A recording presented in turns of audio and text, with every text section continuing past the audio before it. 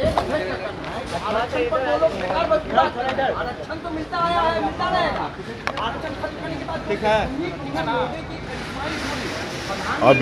अभी आप 3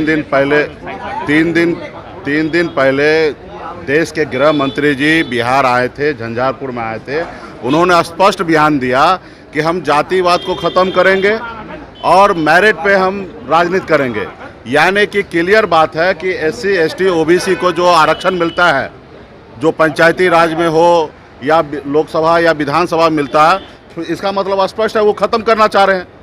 और जातिवाद, देखिए जाति तो हमारी पहचान है, सब आदमी अभी अपने अपने जात के लिए लड़ाई लड़ रहा, अपने अपने जात में अपने बच्चे को शादी करते हैं, जात तो हमारी पहचान है। आप किसको ख़त्म करना चाहते हैं भाई? तो ये क्लियर है कि ये लोग संविधान को नहीं मानते हैं, इसलिए हम लोगों की लड़ाई है कि संविधान को ये लोग ख़त्म कर देंगे, उस रोज़ देश में कुछ नहीं रहेगा और देश गुलाम हो जाएगा और जो हिटलर शाही वाला हिसाब किताब है वो लागू हो जाएगा। हमने कहा ना कि अगर संविधान को अगर मानते तो बताइए कि मैंने परसों कुछ बयान दिया, उस बयान को उनको बुरा लगा होगा।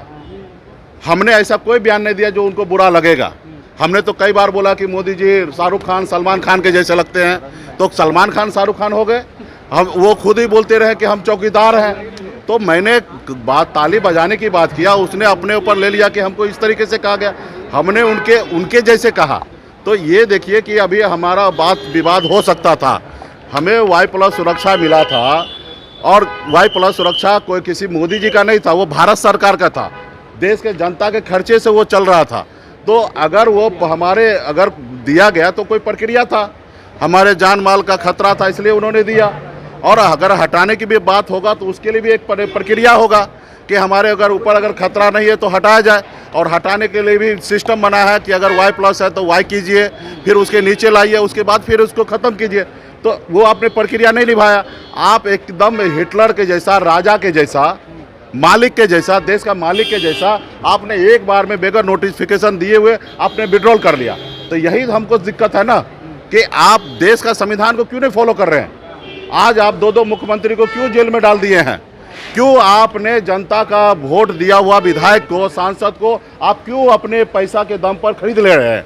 आपके पास इतना पैसा आ रहा है, आप अडानी हो, अंबानी हो, बड़े बड़े उद्योगपति को डरा के, धमका के, नोटिस भेज के और उससे आप चंदा ले लेते हो। वही चंदा के पैसे से देश के जनता का अपमान करते हो। ये क्यों करते हो?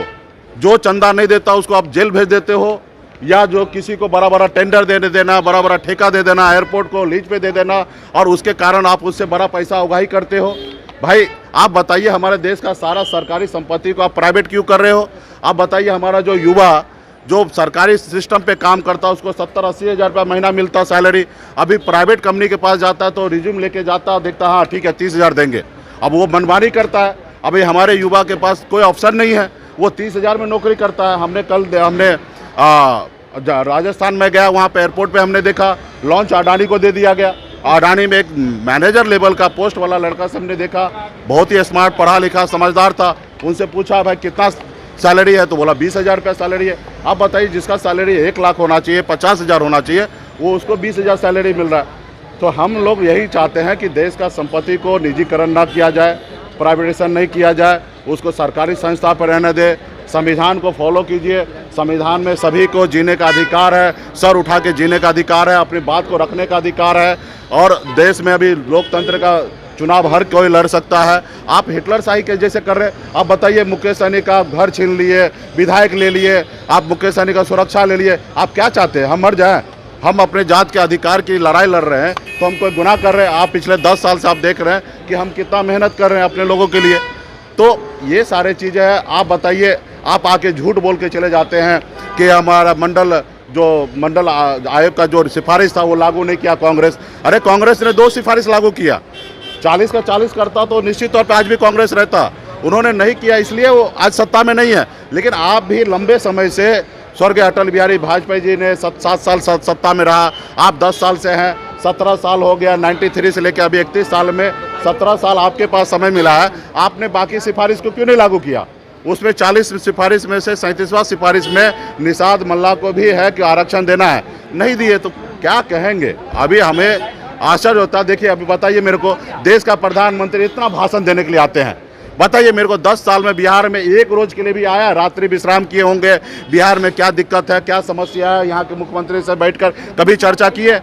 अगर भारत के प्रधानमंत्री जी बिहार के लोगों से अगर हितैषी होता तो बिहार में आते, रुकते एक रात, यहाँ के लोग के बारे में बात करते। 40 में से 39 सीट उनको जिता के दिया। एक बार ऐसे ही तमाम खबरों के लिए आप सभी बने रहिए हमारे साथ और देखते रहिए बिहार उज्जवल न्यूज।